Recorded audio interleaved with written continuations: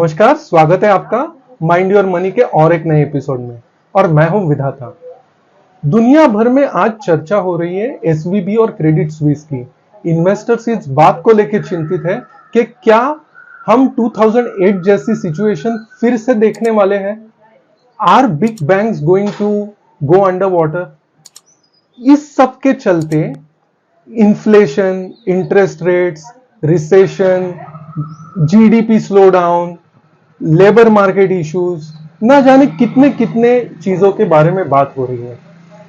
But इससे भी बड़ी चीजें जिनके बारे में अनफॉर्चुनेटली कोई बात नहीं कर रहा। I am making today's episode just to highlight those issues. इससे पहले मैं चालू करूं आज का एपिसोड, मैंने कुछ न्यूज देखी थी, वो हम देख लेते हैं। तो अभी अपने स्क्रीन पर आप देखेंगे क्या कहते हैं जापान के प्राइम मिनिस्टर। इट्स नाउ और नेवर। क्या कहते हैं? इट्स नाउ और नेवर। मतलब पॉपुलेशन क्राइसिस अगर हैंडल करनी है तो यही टाइम है, इसके आगे शायद वो नहीं हो पाएगा। तो दिस इज द सिचुएशन। इतनी डायर सिचुएशन शायद आ गई है अभी जापान में। अब चलते हैं, देखते हैं फ्रांस में क्या हो रहा है। फ्रांस में मैक्रोन गवर्नमेंट ने 64 इयर्स का रिटायरमेंट एज कर दिया, जो कि आज 62 इयर्स का है। ये तब हो रहा है जब मांग कर रहे थे लोग कि 60 इयर्स में रिटायरमेंट का एज घोषित किया जाए। अब देखते हैं साउथ कोरिया में क्या हो रहा है। साउथ कोरिया में कुछ स्थिति यह है, मैक्सिमम वर्किंग आवर्स का जो कैप रहता है एवरी वीक का, वो 52 आवर्स का था, जिसको बढ़ा के 69 आवर्स कर दिया गया। तो इसके चलते जनता में असंतोष हो गया, लोग सड़क पर उतर आए। Specially Gen Z protested a lot, protested vehemently, and government had to roll back their decision. And here comes my fundamental argument for this episode. If you're a long-term investor and looking to stay invested for the next 10-15 years in equity, you should pay close attention only to two indicators: demographic and company specific. All other indicators will revolve around these two things. Trying to predict these indicators, I mean indicators such as inflation, interest rates, GDP, and a few others may prove to be a futile exercise. तो ये सब देखने के बाद I thought why not revisit demographic trends. तो मैंने कुछ 5 demographic trends भी देखे, जिसमें dependency ratio, life expectancy, out of pocket expenditure on pharmacy, obesity indicators, fertility rate, ये सब मैंने देखा। और डेट टू जीडीपी करके जो इकोनॉमिक इंडिकेटर होता है, उसके बारे में भी मैंने थोड़ा जानने का प्रयास किया। तो आइए देखते हैं वो इंडिकेटर्स क्या कहते हैं। आप जान के हैरान हो जाएंगे कि fertility rates in the developed market economies are dropping like anything. आप यहां क्लियरली देख सकते हो, Japan for last 3 decades has reported fertility rates below 1.5। Can you imagine? अब देखते हैं dependency ratio. Dependency ratio basically क्या दर्शाता है कि number of people about 65 years of age for every 100 people in the working age group. Working age group define किया गया है, आप अगर गौर से देखेंगे तो 20 to 64 years का जो एज ग्रुप होता है उसको वर्किंग एज ग्रुप बोला गया। तो about 65 is the age of dependency. तो आप देख सकते हो कि डेवलप मार्केट इकोनॉमीज में डिपेंडेंसी का रेशो धीरे धीरे बढ़ रहा है, डिपेंडेंट लोग ज्यादा हो रहे हैं। तो इसका असर कहां कहां पड़ेगा? आपने जो फ्रांस में होते हुए देखा है ना, वो एक लक्षण है कि डिपेंडेंसी रेशो अगर ज्यादा हो जाए तो क्या करना पड़ सकता है। वहां के गवर्नमेंट को क्यों ये करना पड़ रहा है कि रिटायरमेंट का एज 64? क्योंकि पेंशन बेनिफिट्स अगर बहुत सारे लोगों को बहुत ज्यादा दिन तक देने पड़े तो उससे गवर्नमेंट की तिजोरी पर बहुत ज्यादा भार पड़ सकता है। तो ये होता है पिटफॉल ऑफ हायर डिपेंडेंसी। आइए आगे देखते हैं डेट टू जीडीपी रेशो क्या कहता है।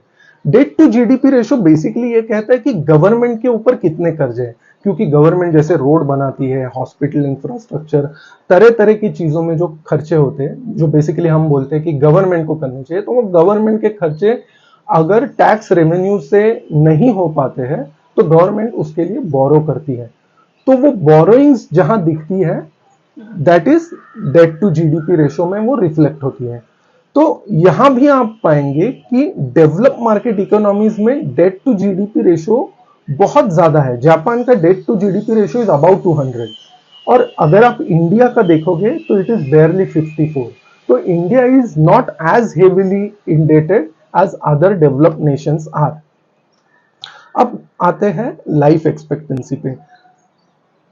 Population is ageing but life expectancy तो है ना ज्यादा। जैसे आप अगर जापान में देखोगे तो 85 इयर्स की लाइफ एक्सपेक्टेंसी है।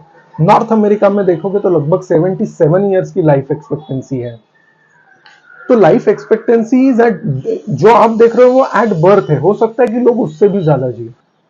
अब चलते हैं आगे और देखते हैं कि out of pocket expenses on pharmacy कितने हैं। तो आप अभी अपने स्क्रीन पर देख पाओगे कि कोई कोई देश है जहां out of pocket expenses on pharmacy are very low, कोई देश है जिनमें ज्यादा है। तो जिन देशों में कम है आउट ऑफ पॉकेट एक्सपेंसेस, वहां गवर्नमेंट या यूनिवर्सल हेल्थ केयर स्कीम के अंडर वो खर्चे किए जाते हैं। और जहां आउट ऑफ पॉकेट एक्सपेंसेस ज्यादा है, जाहिर सी बात है कि लोगों के इनकम के ऊपर उसका भार पड़ेगा। अब चलते हैं और आगे और देखते हैं कि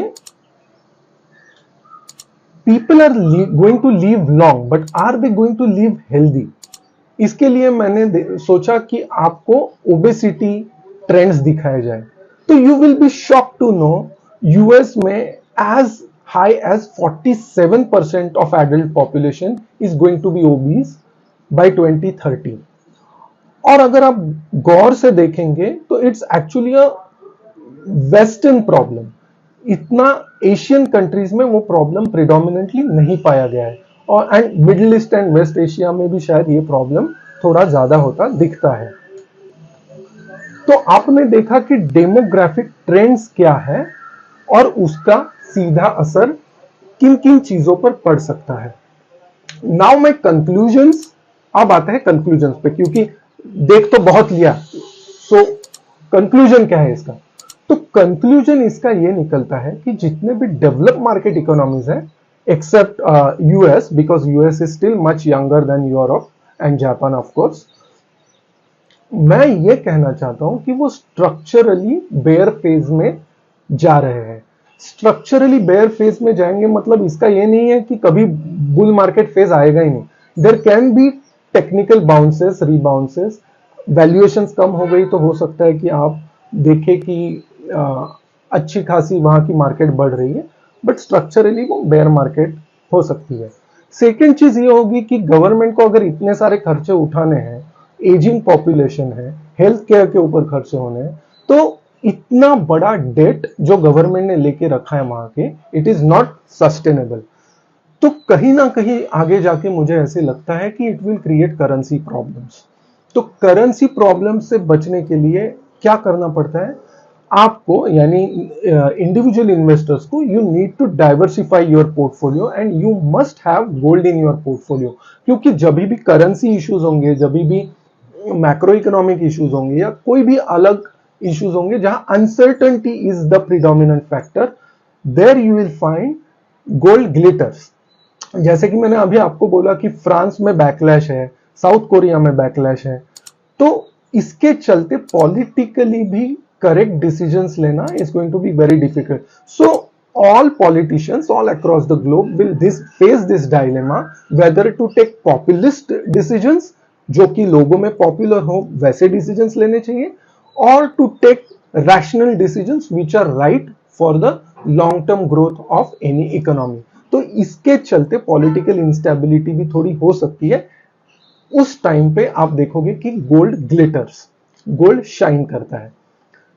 और मैं यहां पर ही आगे जोड़ के एक बात बोलना चाहूंगा। Many people have questions about crypto currencies And I'm a firm believer that cryptocurrencies are likely to doom or may not have any future, simply because given the circumstances we live in, governments are not easily going to give up their ability and control to print money. वो नहीं करेगा कोई भी government. तो मुझे लगता है कि crypto currency is not going to be a very good asset and you should think twice before investing in any crypto currency.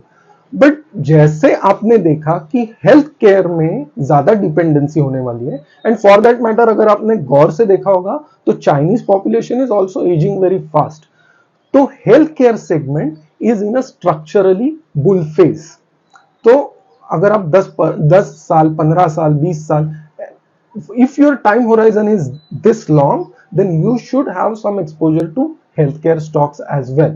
But इसका मतलब ये नहीं कि कोई भी स्टॉक में इन्वेस्ट कर लिया, simply because there can be many other factors that may be working against the sector. For example, affordability is a factor, plus fierce competition is a factor, regulatory overhang is a factor. But जब market में downfall आता है तो आपको घबराना बिल्कुल नहीं है.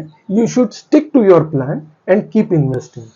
लास्ट में मैं सिर्फ ये बोलूंगा जो मैं हमेशा से बोलते आया हूं कि आपके पैसे का ख्याल सिर्फ आपको रखना है, क्योंकि उसके लिए दूसरा कोई नहीं आने वाला.